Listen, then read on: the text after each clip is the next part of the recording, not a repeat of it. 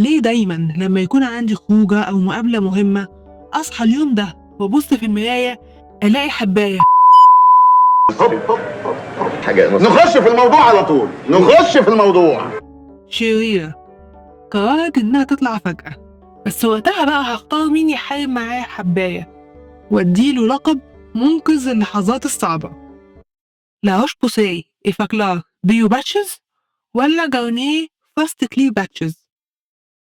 هما الاتنين مبدئيا كده شغالين بالهيدروكولويد تكنولوجي، وده بقى هو السر، لأن المادة دي عاملة كده زي السفنجة بتسحب كل السوائل والدهون اللي في الحباية، فحجم الحباية بيقل بسرعة.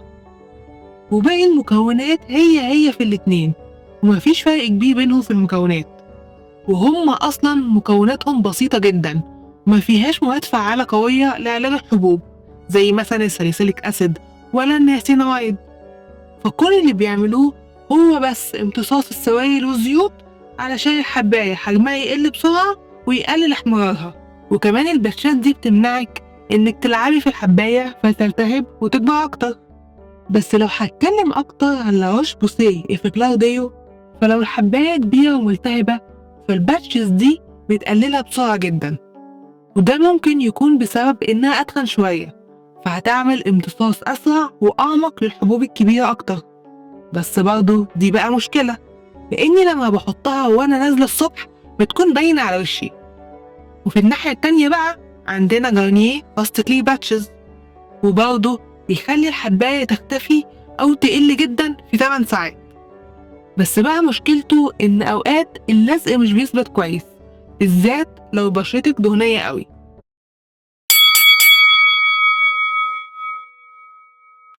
يعني لو هنعمل مقارنة كده ما بين باتشات لا روش وباتشات جارنيه، فلازم أول حاجة نقولها إن هما نفس المكونات بالظبط، بس فرق بقى ما بينهم إن باتشات لا روش بتبقى سميكة شوية فهتبقى أحسن لو الحباية كبيرة، بس بقى عيبها إنها هتبان على وشك. أما بقى باتشات جارنيه فهي رفيعة جدا فهتبقى حلوة لو الحباية جديدة ومش هتبان خالص تحت المكياج. بالنسبة بقى للسعر فباتشات لا روش طبعا أغلى بكتير، وباتشات جارنيه سعرها أقل، مع إنهم زي ما قلنا فيهم نفس المكونات. وطبعا الفرق السعر بينهم كبير جدا، يعني تقريبا باتشات جارنيه سعرها نص سعر باتشات لا روش، وهما الاتنين فيهم نفس عدد الباتشات 22 باتشز بمقاسين مختلفين عشان يغطوا أي حباية مهما كان حجمها. 12 باتشز حجم صغير و10 باتشز حجم أكبر شوية. وأحسن استخدام الباتشز دي هي قبل النوم بعد ما تغسلي وشك، وتتبع تشتغل طول الليل على رواقة. بعد بقى ما عرفتي إن الاتنين نفس المكونات اكتبيلي في الكومنتات هتشتري برضه لا روش مع إنها أغلى عشان اسم البراند، ولا هتوفري وتشتري جارنيه. يعني أنا بصراحة بحب أعمل كده ميكس بينهم، يعني بالليل بحط لا روش على الحباية عشان تقضي عليها، والصبح لو لسه موجودة بحط جارنيه عشان مش بتكون باينة. بس بقى أهم خطوة قبل ما تستخدمي أي حاجة أو علاج للحبوب هي أكيد الغسول.